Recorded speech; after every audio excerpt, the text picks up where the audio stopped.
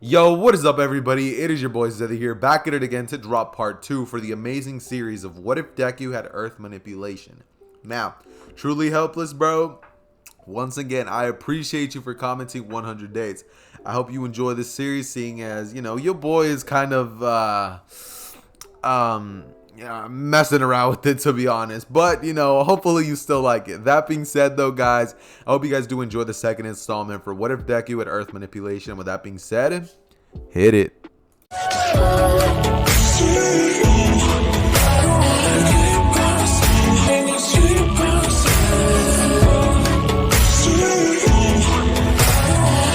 Okay, so we pick off our story right where I had left off. They basically all are just like, dude, that's unfair. And Deku would basically look at them as he's like, yeah, but, what are you going to do about it?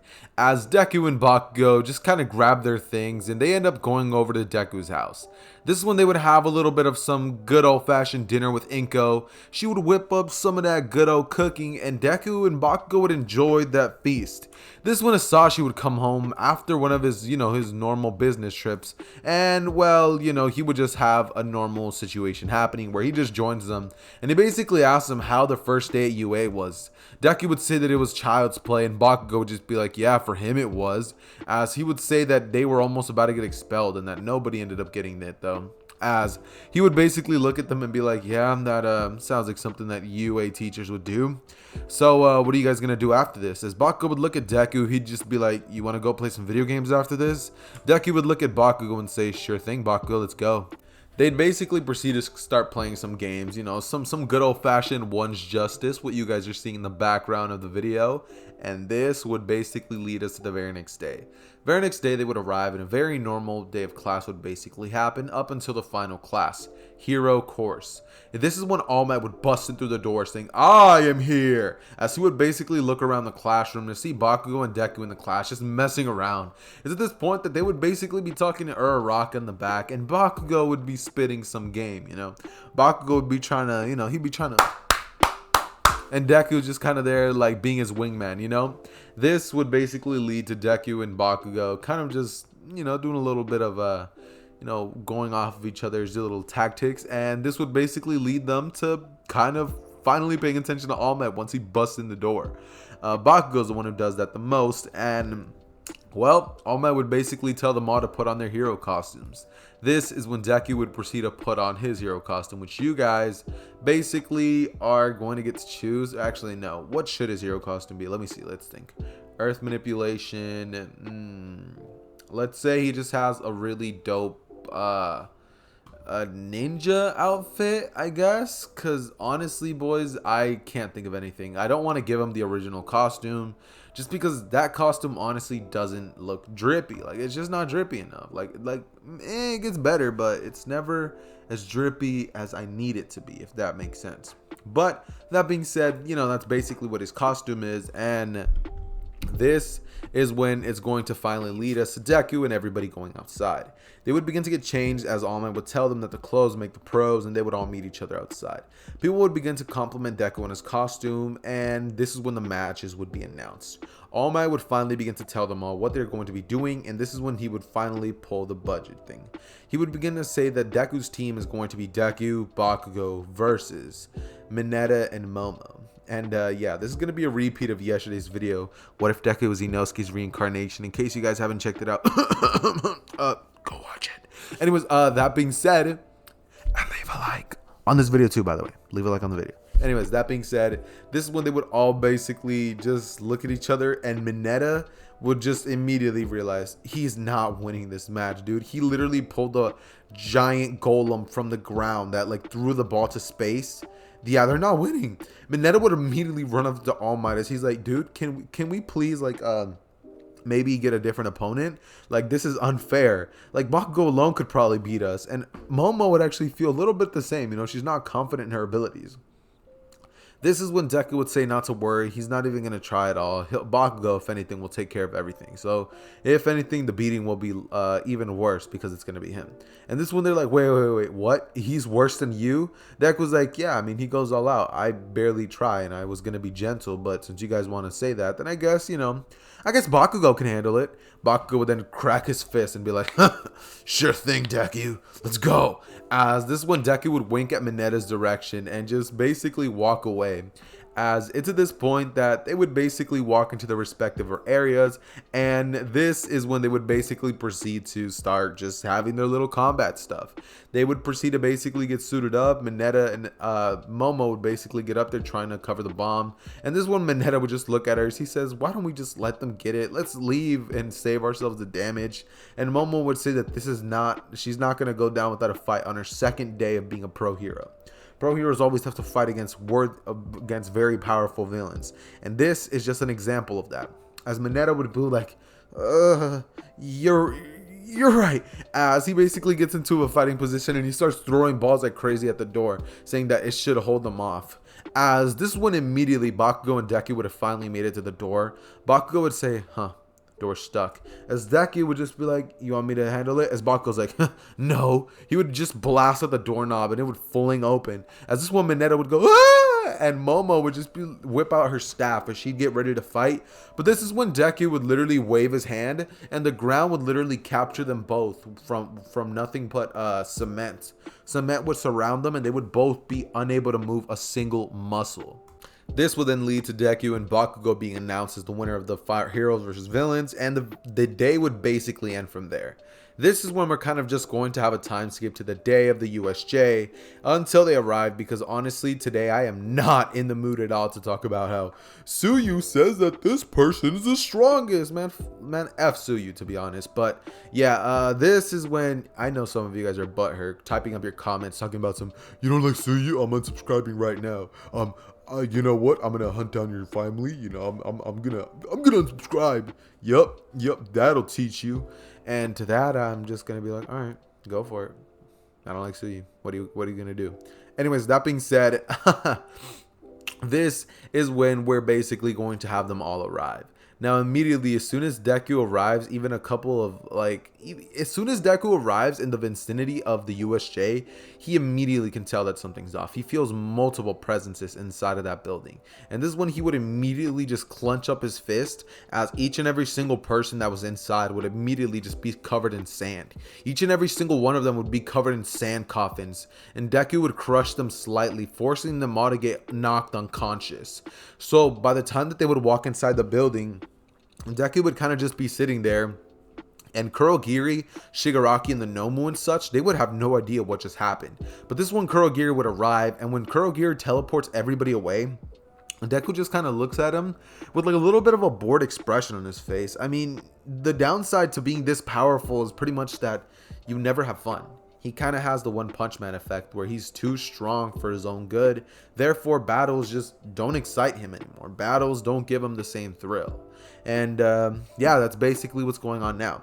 This is when we're basically going to have Deku kind of just tell Aizawa not to worry about the students, that all the villains have been neutralized, and Bakugo and Kirishima would have, of course, try to take out the Kurogiri with, going through him. Bakugo barely missed him, but he realized the trick to Kurogiri. And this basically means that when everybody gets teleported away, Deku would immediately just tell them all that don't worry about it. It's perfectly safe to be able to get out of here. As they would proceed to essentially go away from there, by Deku would basically, use the minerals in the earth to basically create a ladder, which allows them all to just kind of walk across. And this is when Shigaraki and the Nomu would be like, where are the villains? Kurogiri, where did you teleport them? As Kurogiri would say, sire, I don't know. And this is when immediately Bakugo would blast in, as he would hold Kurogiri down and just explode like a giant explosion. Kurogiri would be out for the count immediately, and this would lead to Shigaraki telling Nomu to kill that brat. As he would rush towards Bakugo's direction, Bakugo would not even not even be surprised or even brace for the attack, as he knows Deku's gonna help him out. This is when Deku would immediately create a giant arm out of the earth, and it would just punch the Nomu, sending him flying out of the USJ. This is when Deku would immediately flick his fingers, and Shigaraki would be trapped inside of a molten cage, which Shigaraki decays immediately. This is when Deku would look at Shigaraki and be like, pretty interesting. As Deku would lift his hands, and all of the water inside of the lake that had like the boat area with Tsuyu would all blast at Shigaraki like having a bit of a hurricane effect, which would just send the man crashing to the floor. And Deku would then create a little bit of a dirt sword, as he would blitz Shigaraki, and GG, he would just KO the man. It's immediately after this that Deku would look at Shigaraki and ask him why they're there, as he grabs him by the shirt, and Shigaraki would be like, it was, and just pass out. As it's at this point that Deku just throws him onto the ground, and Aizawa was just left dumbstruck. So was 13. None of them ended up getting hurt in this version of events. The only one that remotely got a little bit of damage was Kirishima and Bakugo when they landed on the floor after, getting caught off guard by Kurogear's portal. This basically leads to a 1 week time skip, which basically has Deku and Bakugo training, except this time Kirishima ended up becoming friends with Bakugo, so this means that Bakugo ended up joining them for a little bit of a video game sesh. Oh, also forgot to cover, Uraraka and Bakugo get together at this point. This is when, they would both, go out on a little date, and Deku and Kirishima would go home as, they'd play some video games. And, the situation with Class 1B and General Studies would still happen. Bakugo would still, of course, call them all extras, with Deku saying that he's a little bit of a hothead, don't mind him. And they would walk off. This is when I'm just going to time skip to the USJ, and this would basically lead us to midnight telling Deku to give a speech. Deku would do it, and he would of course give a speech, but when he would walk up there, he would say that he hopes that everybody does great, but even still, he's going to be the winner. This is something that many of you guys probably didn't expect, but this is exactly what Deku would do. And this would actually lead Deku to basically get hated by a bunch of the opponents, but this wouldn't really matter to Deku, seeing as they're not gonna touch him. As soon as the race starts, Deku, he does not have to worry about Todoroki's ice. As soon as Todoroki does that little ice thing, Deku would literally just clear the path. The ice would literally turn to water, and Deku would just walk across. As Deku would literally, from point A to point B, just pick up one of the rocks from the earth and just fly over to the finish line, as Deku just completely skipped over all of the parts, and Bakugo ended up coming in at second place, very, very close to Deku, due to the fact that, Bakugo is way stronger than our original canon Bakugo. I'd be willing to say he's about as strong as a 40% one-for-all Deku in the manga. That's insane. And he's still no match for Deku, so that just comes to show how powerful this version of Deku is. Controlling the earth is no joke. This isn't earth bending. This is literal earth manipulation. He can control all aspects. Water, trees, sand, minerals, everything you can think of, Deku has control over it. That being said, this would basically lead to the second event. Deku, Bakugo, Uraraka, and Kirishima would actually be a team, and as soon as everything starts, Bakugo would look at Deku as he nods his head. Deku would immediately understand what he means, and he would create a dome of a hard dome, similar to the one that the guy in part 1 of Naruto created to keep the Genin within it, when he basically stopped them all. That's basically what he does, and nobody from the other opposing teams, not even Todoroki, is able to penetrate it. This leads into the battles, and this would lead to Deku versus Shinso. However, immediately when Shinso tries to do anything, Deku just literally waves his hand, and a bunch of sand would just cover Shinso's mouth. As Deku closes his hand, and Shinso would not be able to say a sentence. This is when Deku would have the cement that is on the arena rise up and hit Shinso straight in the family jewels, causing Shinso to drop to the ground. Deku would then kick Shinso into the wall, and he would get knocked out embarrassingly. This would lead to Deku going to the changing rooms and seeing Bakugo and Todoroki in there. At this point, Bakugo had basically been having a little bit of a stare down with Todoroki, and Todoroki had told Bakugo that he's never going to lose to him again. This is when Deku would look at Bakugo, and he would basically tell him if he wants to have that match against Todoroki, seeing as, well, Deku's going to be next anyways. Bakugo would just say that, nah, he can take it, and this is when Deku would look at Bakugo as he would say, nah, I don't really feel like it. It'd be too easy. I mean, once I'm done with him, I'll just have to fight you and be the winner. I think this is going to be pretty boring. As he would look towards Todoroki's direction, he would tell him that he better be ready to, walk the walk if he's gonna talk that way. And this would lead to Todoroki getting a little angry at that notion, but he knows he can't do anything to this kid. He's God tier. This would lead to Deku and Todoroki going to the arena, and this basically leads to them both getting into their battle stances. However, when Todoroki shoots ice at Deku, Deku immediately melts all of it, as Todoroki is just completely shocked. All of the ice that would have basically engulfed the arena with giant icebergs would just turn to nothing but water, and it would flood up the arena, as it would almost get to the people in the stands. After Deku sees that, Deku would immediately cover both of Todoroki's arms so that he can't shoot any ice. If he tries it, the ice will literally give him frostbite on his arm, and if he tries to use his fire, he will literally burn it off, and it's gonna look like have you guys seen that one lady in SpongeBob who goes, "Chocolate, I need some chocolate. I remember when they used to make chocolate. I always hated it." Yeah, that girl. Yeah, that's what Todoroki's arm would look like if he tried to use his fire side. So, yeah, bad luck for Todoroki. He takes a massive L. But right when everybody thinks that Deku's about to finish the job, Deku would literally proceed to just punch Todoroki square in the gut hard. Todoroki would fall to his knees, and before Todoroki can pass out, Deku would literally jump off, as he says that Bakugo can have this one. He would look towards Bakugo's direction in these stands, and Bakugo would just start laughing maniacally. He would just say that this half and half kid is definitely gonna get what's coming to him. Seeing as Deku versus Todoroki and Deku versus Bakugo was going to be pretty boring, I decided that instead I was going to have this version of Deku just kind of prove that he was stronger and then just give up, because it was just going to be too easy.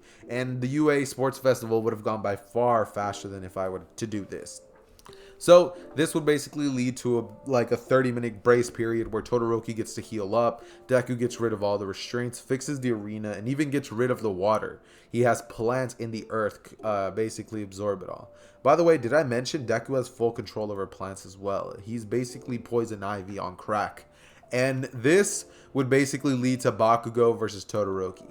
As soon as the match starts, Todoroki would shoot a giant iceberg at Bakugo, to which Bakugo was expecting. So he blasted a straight AP blast right towards Todoroki's direction, which actually ended up piercing him, causing Todoroki's right leg to be completely out of commission. And afterwards, Todoroki blasted himself into the air, kicked Todoroki up there, and then grabbed him by his skull, blasting in a circle motion, literally like the howitzer impact. And he did that to Todoroki, palming his head like a basketball, slamming the man into the concrete, and Todoroki was out like a light. Like, the man was, it's over, man. I'm sorry. Like, Todoroki, you're GG'd, bro. Like, I get it. You're pretty cool, like, in the actual anime, but, like, when I change Deku and make this man goated, and I make Bakugo his friend, Bakugo's always going to be goated as well. So, yeah, Deku and Bakugo, they wiped the floor with Todoroki each on that day, leading to Todoroki's ego. Yeah, that calmed down. And since Todoroki wasn't even willing to use his fire either, he got clapped even worse. This leads to Bakugo being the winner, but Deku still nonetheless gets the second most recommendation. No, it's not recommendation. He gets the second most hero agency request. Yeah, that the internship request, right?